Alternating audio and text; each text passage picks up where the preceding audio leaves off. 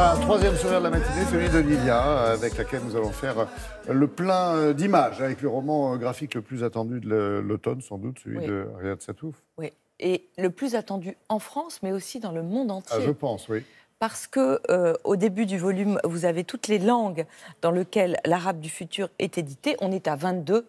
Il y a des langues, l'allemand, l'anglais, l'américain, si je puis dire. Mais vous avez aussi le coréen, le finnois, le norvégien. C'est un succès planétaire. Et c'est un succès planétaire mérité.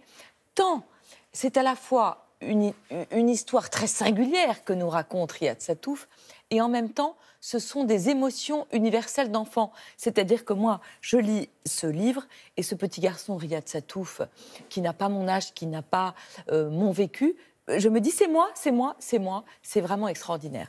Alors, je dois dire que ce livre, il était sur mon bureau, j'ai dû mettre un antivol. Oui, parce que... il faut spécifier quand même que tout ce qu'on voit en bleu, c'est des décos personnels. Quoi. Oui, ce sont... Parce que vous mettez des post-it partout, tellement c'est passionnant.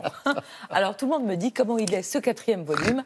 Alors, je vais vous dire, il est génial. Voilà, il est génial, il est remarquable, il est bouleversant. Je pourrais partir, ça suffit, allez l'acheter. Avec les petits bassins. Vous l'aviez jamais vu? Ça fait du bruit. Mais oui, parce que c'est charmant. C'est ma touche personnelle, oui, comme oui, dans les bronzés. L'arabe du futur, si vous avez vécu, je ne sais pas, sur la Lune, par exemple, que vous ne connaissez pas l'arabe du futur, c'est un roman graphique, autobiographique de Riyad Sattouf, qui raconte donc sa propre histoire de petit garçon. Sa mère est bretonne et son père est syrien. C'est un arabe moderne qui veut faire de son fils un arabe du futur. Le père de Riyad Sattouf, il vient d'un tout petit village, d'une famille très très nombreuse, et c'est le premier de sa famille qui sait lire et écrire et qui est devenu un professeur émérite. Depuis le début, c'est un homme qui rêve d'être respecté et de faire fortune, et malheureusement, la fortune tarde à arriver. Dans ce volume-là, on est en 1988, Riyad a 10 ans, et son père est devenu professeur en Arabie Saoudite.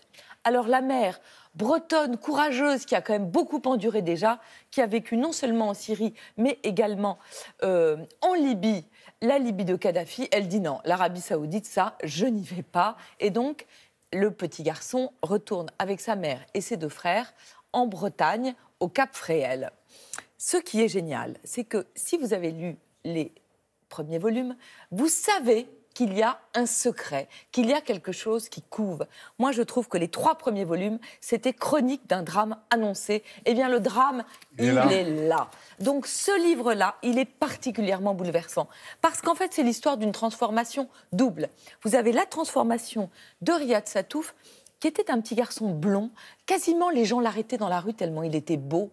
C'était une sorte d'angelot qui va se transformer en un adolescent châtain, boutonneux et très moche. Donc déjà, c'est cette première transformation. Comment cet enfant vit ça ? Et évidemment, ça c'est assez douloureux, mais c'est aussi très drôle.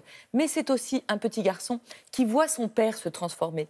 Son père, c'était un arabe moderne qui va faire le pèlerinage à la Mecque, qui va vivre en Arabie Saoudite et qui va donc se radicaliser. Et c'est un petit garçon qui ne reconnaît plus son père. C'est d'une finesse, d'une drôlerie et en même temps d'une tragédie. Moi, ça m'a transpercé le cœur. C'est vraiment un chef-d'œuvre. Un tome 4 d'utilité publique, vous diriez. D'utilité publique, avant l'énorme expo qu'il va y avoir pour rendre hommage à Riyad Sattouf au Centre Georges Pompidou en novembre. C'est de l'écriture dessinée. Vraiment, il a inventé quelque chose, Riyad Sattouf. Je parle de livres tout le temps, mais de gens qui ont inventé un genre, honnêtement, il n'y en a pas beaucoup. Allez, il nous reste une petite minute pour parler d'une nouvelle collection. Oui, Les Grandes Vies chez Gallimard Jeunesse. Là aussi, c'est les images au service de la vie, au service de récits. C'est une nouvelle collection de Gallimard qui raconte pour les enfants, à partir de quoi, CM1, quelque chose comme ça, les grandes vies. Alors on a Marie Curie, on a Léonard de Vinci, on a Frida Kahlo. Moi j'ai eu un coup de cœur pour Frida Kahlo. Parce que vraiment, comment raconter aux enfants la souffrance, la création, pourquoi on fait un autoportrait, l'histoire d'une petite fille mexicaine au début du siècle dernier, en justement faisant écho avec leur propre vie. C'est signé Isabelle Thomas, c'est totalement réussi. Ça ressemble à des petits cahiers scolaires. Les illustrations sont très raffinées. Vous pouvez acheter les 4 directement à vos enfants. Et en plus, la parité de garçons, de filles.